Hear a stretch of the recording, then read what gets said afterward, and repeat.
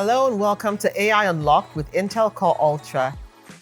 In this series, we'll interview creators from across Canada about their artistic process, technology, and what's possible with AI.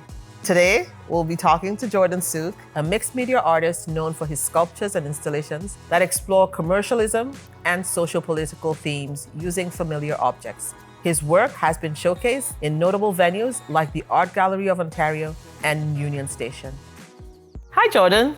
How are you? I'm great. Good morning. Thanks for joining me today. Thanks for having me. So I was looking at your bio and I realized that you studied marketing. And how did you foray into art and sculptures for that matter? I always had an affinity or an appreciation for art. When I first started, 5 years old, my mom put me in classes with a well-known African artist named David Kabuka. So that was my first introduction to art at a very young age. Never really studied it formally throughout high school or even post-secondary, but I always knew I wanted to do something creative. So that's kind of where I went the marketing communications route. But through that whole process, the art and the artistic element of that kept calling me. And so by the time I graduated, I was basically saying, yeah, I'm gonna be an artist. Thank God for moms, right? I know. It's so good to see that little skill that was nurtured when you were young has come up to be something that you've built a business around. So that's incredible. Yeah, it's something where, you kind of wake up every day and you have sort of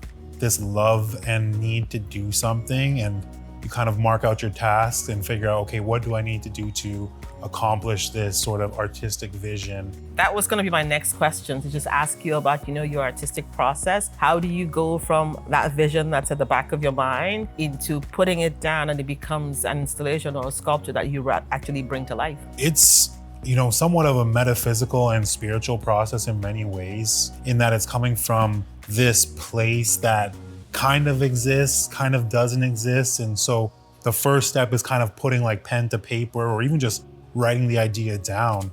And then maybe you play with an object and you see it a different way, and maybe the idea changes. And sometimes you're more so thinking on what you want to say with the work. Other times you're maybe just sort of expressing yourself in a different way. So there is a multi-step process that kind of goes into it, from the ideation into a little bit more creation, and then obviously more technical as you kind of go through the steps. So it sounds to me like it's true when you see somebody who's an artist, both of us are looking at the same thing, and I'm probably just seeing an object, but you're seeing so many other things that thing can actually become, or how that thing came to be. It's working differently in your mind, it appears.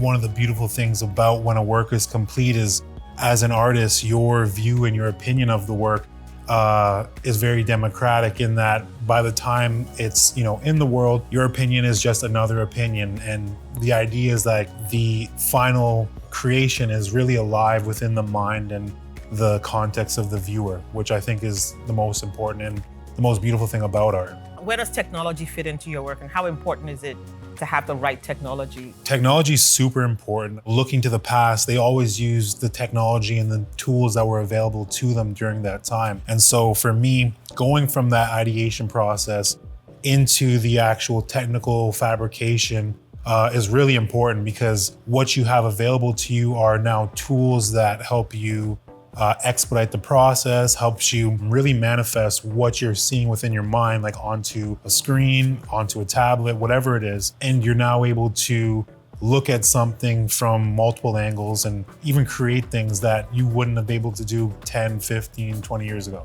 Are there any specific applications that you use that, pair with the technology that you're working with? Yeah, so we definitely play around with some AI.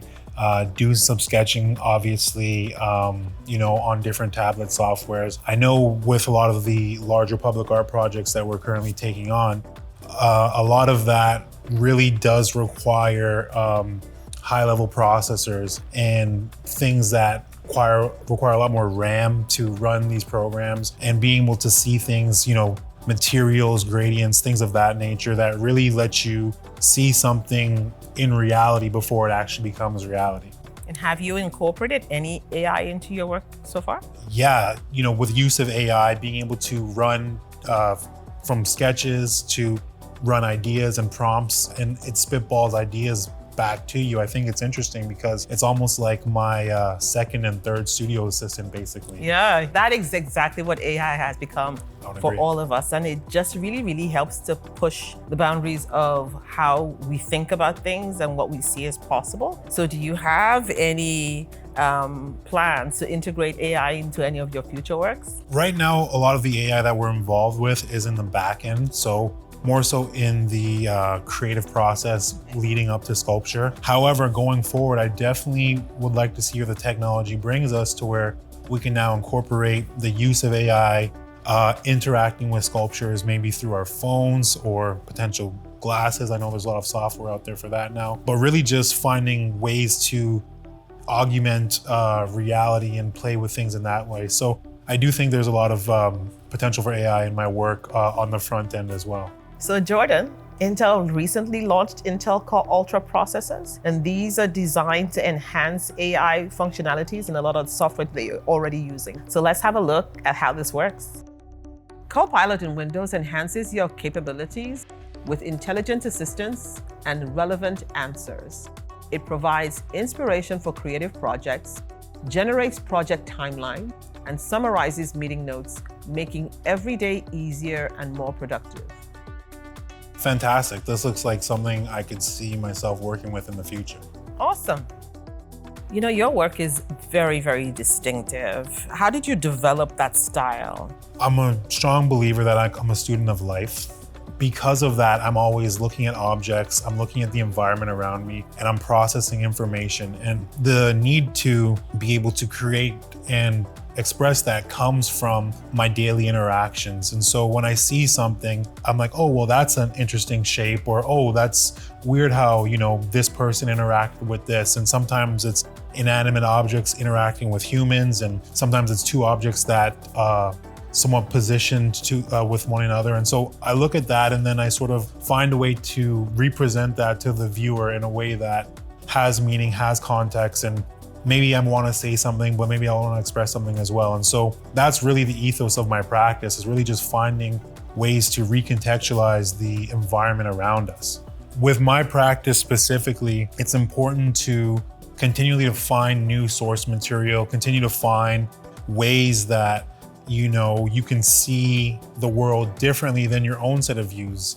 We're humans, and so sometimes we get stuck in our ways, and we think how we see things is the end all be all, but continue to find ways to be uncomfortable, I think, is really important, because that forces you to grow and look at new perspectives. And going back to the point of looking at that final object, you can now put yourself in the mind of another viewer and really see things to a different capacity. Do you have any advice that you would give to aspiring sculptors, installation artists that are trying to walk the steps that you walked? Listen to yourself first and foremost, because that's going to be the person who knows what the right answer is. Everyone has an opinion when they can see something on a screen or sketched out, but before that, you already knew what the right answer and the right approach is. Now, also to equally listen to advice, because there are those that know more than you about certain things. I would also say be mindful of your costs. When you're sculpting, fabricating, the biggest thing to worry about is cost management. The cost of metal is higher than it's ever been. Duty is up. So understanding how the logistical elements of your practice are involved. When you want to do things that involve other people, involve new materials, you're gonna have to be mindful of all those things. And your job is no longer just an artist, but you're more of a coordinator in many ways. And you have to sort of manage each individual thing that's happening. And at the end of the day, take responsibility. You're fully responsible for everything that happens, how the artwork looks, how it's delivered. And once you kind of merge all those things together, I believe you will be on the right path of being an artist. It's been nice chatting with you, Jordan. Thank you so much for joining me today. Thank you for having me. And I look forward to seeing the next interesting thing you put out in Toronto. Yes, coming soon is what I have to say. Awesome. Thanks for watching. Don't forget to like and subscribe. Intel Core Ultra is available at your local technology retailer.